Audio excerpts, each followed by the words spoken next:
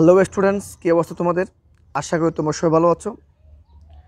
আজকে আমি তোমাদের সামনে নতুন এপিসোড দিয়ে হাজির হয়েছি। আজকে আমার এপিসোডটি হলো মূলত তাদের জন্য যারা নবম শ্রেণী, দশম শ্রেণী এবং এসএসসি পরীক্ষাতে রয়েছে, মূলত তারা আজকে এই ক্লাসটি করবে। তার জন্য এই ক্লাসটি অত্যন্ত ইম্পর্ট্যান্ট। আজকে আমি কী বিষয় ইন্ট্রোডিউস করব, তোমরা ইতিমধ্যে দেখতে পাচ্ছ। এই যে রাইট ফর্ম অফ ভার্ব, এটা এসএসসি প্রিপারেশন যশোর বোর্ড 2017 সাল, অর্থাৎ আমাদের 2017 সালে যে রাইট ফর্ম ভার্বের বোর্ড কোয়েশ্চন আসছিল, আজকে সেই বোর্ড কোয়েশ্চনটি আমি পরিপূর্ণভাবে তোমাদের সামনে আলোচনা করতে যাচ্ছি।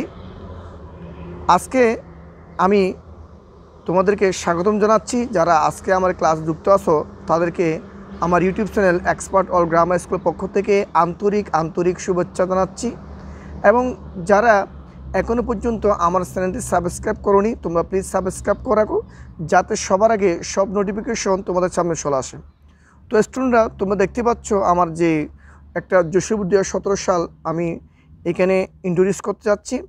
তোমরা অবগত আছো, এখানে 2, 4, 6, 8, 10টা ওয়ার্ড থাকবে, 10টি ভার্ব থাকবে। সেই ভার্বগুলো আমাদের পরিবর্তন হতে পারে, কেন? যেহেতু এগুলো রাইট ফর্ম ভার্ব, আমাদের টেন্সের নিয়মে করব এবং কিছু নিয়ম অবশ্যই আমাদের এখানে রয়েছে। এখন নিয়ম তো আমরা জানি এবং শিখছি, নিয়মের বাহিরেও আমাদের একটা জিনিস ইম্পর্টেন্ট, সেটা আমাদের বাংলা অনুবাদ। আমরা যদি বাংলা অনুবাদটা ভালো করে বুঝতে না পারি, তাহলে আমরা এটা পরিপূর্ণ করতে পারবো না। তো স্টুডেন্টস, তোমরা অবশ্যই আজকে অবগত আছো এই ক্লাসটি কতটুকু ইম্পর্টেন্ট। তোমরা যদি আমার এই বোর্ড কোয়েশ্চনগুলো পরিপূর্ণভাবে ক্লাসগুলো করো, তাহলে আশা করি তোমরা তোমাদের এসএসসি পরীক্ষা ভালো একটি নাম্বার পেতে তোমাদের সাহায্য করবে। এখানে 10টা ওয়ার্ড থাকবে, 10টা ওয়ার্ডই বসবে এবং একটা ওয়ার্ড দুইবারও বসতে পারে, এবং সেই ওয়ার্ডগুলোর জন্য প্রত্যেকটা নাম্বার জন্য তোমরা হাফ মার্ক করে পাচ্ছ, অর্থাৎ টোটাল এখানে নাম্বার হচ্ছে আমাদের 5 নাম্বার। তা 10টার জন্য মোট নাম্বার কত? 5। তাহলে আমি এখন ক্লাস শুরু করতে যাচ্ছি। ক্লাস শুরু করার আগে আমি তোমাদের ওয়ার্ডগুলো অর্থ বলে দিচ্ছি, তোমরা অর্থগুলো লিখে নাও। ট্রিম্বল শব্দের অর্থ হলো ভয়ে কাঁপা, সে মানি বলা, আক্স প্রশ্ন করা, এটা হ্যাভ ভার্ব আছে, কাম আসা, ক্রস অতিক্রম করা, ড্রাউন ডুবে যাওয়া, এটা ভিভার্ব, নু জানা, বিগিন শুরু করা বা আরম্ভ করা। এখন দেখো, আমি তোমাদেরকে অর্থটা বলার চেষ্টা করতেছি। ওয়ান ডে, একদিন, অ্যাসকলা একজন ব্যক্তি, আর রিভার উইথ এ বুট, নৌকা দিয়ে কোনো এক সময় একজন জ্ঞানী ব্যক্তি কি নদী পার হচ্ছিলেন। এখন তোমরা একটা দেখো, এই ওয়ান ডে শব্দটা আমি এখানে নোট করে দিলাম। ওয়ান ডে শব্দ যখন থাকবে, এটা তো আগে একটা ফার্স্ট টেন্সের ঘটনা, এবং ওয়ান ডে শব্দ আসি বিদে তোমরা বুঝে নিবে এটা হলো আমাদের ফার্স্ট কন্টিনিউয়াস টেন্স। আমি আবার বলতেছি, ওয়ান ডে শব্দটা যেহেতু আসে, সেক্ষেত্রে তোমরা ব্যবহার করবে কি? First continuous tense. First continuous টেন্সের সূত্র কি? সাবজেক্ট প্লাস, সাবজেক্ট অলরেডি আমার দেওয়া আছে, দেখে scholar, subject plus was were plus ভার্বের সাথে আইএনজি। এখানে নদী পার হচ্ছে, নদী পার হওয়া ইংরেজি কী বলতো? এখানে নদী পার হওয়া আমরা দেখতেছি এখানে ক্রস, অর্থাৎ অতিক্রম করা।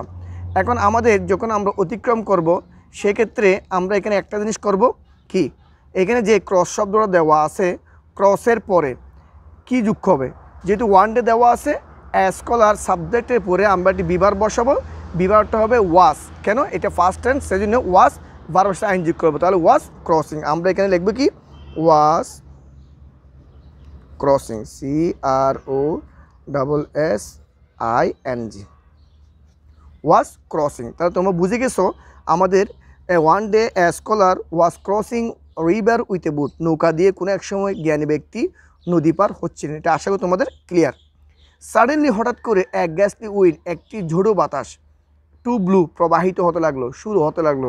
শুরু হওয়া ইংরেজি কি দেখো তো? বিগিন, আরম্ভ করে। এখানে সাডেনলি, হঠাৎ করে, এটা কোন টেন্সের ঘটনা? আগের একটা ঘটনা, কোনো টেন্সে দেওয়া নেই।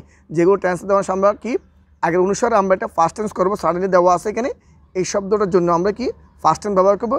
তাহলে আমরা কি উইন, বিগিনে ফার্স্ট টেন্স কী লিখবো বলো তো? বিগিনের ফার্স্ট টেন্স হলো বিগান, আমরা এখানে বিগান শব্দ লিখবো বি নাম্বারে। তাহলে সাডেনলি এ গ্যাসলি উইং, হঠাৎ করে একটি ঝোড়ো বাতাস কি? বিগান টু ব্লু, শুরু হতে লাগলো বা শুরু হয়েছিল। দি স্কলার, জ্ঞানী ব্যক্তি, উইথ ফিয়ার, ফিয়ার মানে ভয়ে, ভয়ে কী করতেছিল? কাঁপতেছিল। এখন ট্রিম্বল দেখছো এখানে, এই শব্দ দেখো, ট্রিম্বল মানে ভয়ে কাঁপানো। তাহলে আমি দি স্কলার উইথ ভয়ে কি কাঁপতেছিল, তাহলে আমি কি লিখবো? ওয়াজ ট্রিম্বল বা ওয়াজ ট্রিম্বলিং লিখবো। কেন? এটা ফার্স্ট কন্টিনিউয়াস টেন্স করবো। যেহেতু এটা অর্থটা কি বইয়ে কাঁপতেছিল, আমরা তেসিতে তাহলে কন্ডিনিউয়াস করি কন্টিনিউয়াস টেন্স, সেটা কোন continuous? First continuous tense. So আমরা ওয়াজ ট্রিম্বলিং লিখব।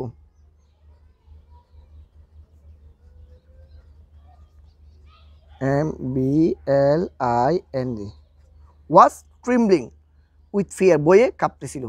দি বুটম্যান মাঝি হিম তাকে ইপি হাউ টু সুইম, মানে হাউ টু সুইম সাঁতার কাটা জানে কিনা মাঝি তাড়াতাড়ি জিজ্ঞেস করছিল। দ্য বুটম্যান হিম তা কী করছিল? প্রশ্ন করছিল, জিজ্ঞেস করছিল। তাহলে আমি কি আক্স, এখানে আক্স দেখছো, জিজ্ঞেস করা। এখন এটা ফার্স্ট টেন্সের ঘটনা, কোন টেন্স উল্লেখ নেই, আগে ঘটনা, আমি কি আক্স দেখবো।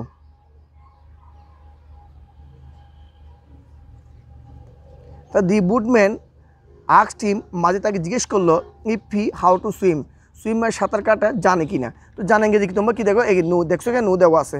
এখন এটা ফার্স্ট টেন্স ঘটনা, এই জন্য আমরা কি লিখবো? নিউ।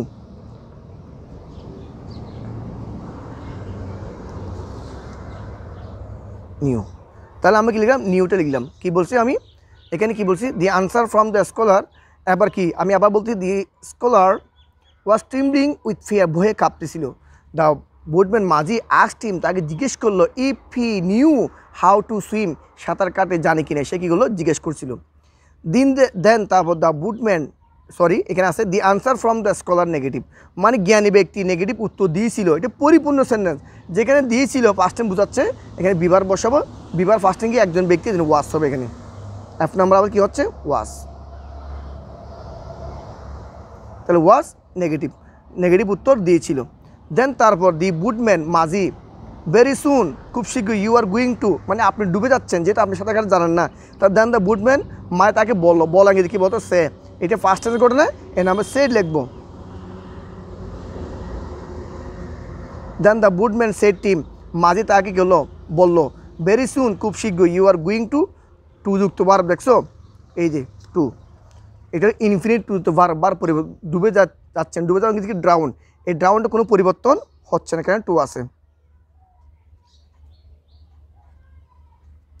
ড্রাউন লিখলাম। তাহলে you are going to drown, you আপনার অ্যালট অফ নলেজ, অনেক জ্ঞান কি আছে হবে, আছে কি বলতো, হ্যাভ আছে, দেখো হ্যাভ। তাহলে ইউ বাট কিন্তু you to use at this moment, এই মুহূর্তে কোনো কাজে আসবে না, এই দেখছো অ্যাট দিস মুমেন্ট, এগুলো থাকলে প্রেজেন্ট টেন্স লিখবে তোমরা। প্রেজেন্ট টেন্স করলে ইউ অ্যালট অফ নলেজ, এই এখান থেকে বুঝতে পারলাম, এই সূত্র বুঝতে, এটা প্রেজেন্ট টেন্স। তাহলে ইউ আপনার অনেক জ্ঞান আছে, আসেন কি হ্যাভ, আমি আই নাম্বার হ্যাভ বসাবো। You have a lot of knowledge, আপনার অনেক জ্ঞান আছে, বাট কিন্তু it to use at this moment, এই মুহূর্তে কোনো কাজে আসবে না, আসেঙ্গে যে কাম, তো আসবে না নেগেটিভ বলা হচ্ছে। ইট বস্তু third person, does not, it does not come, আমরা কি লিখবো?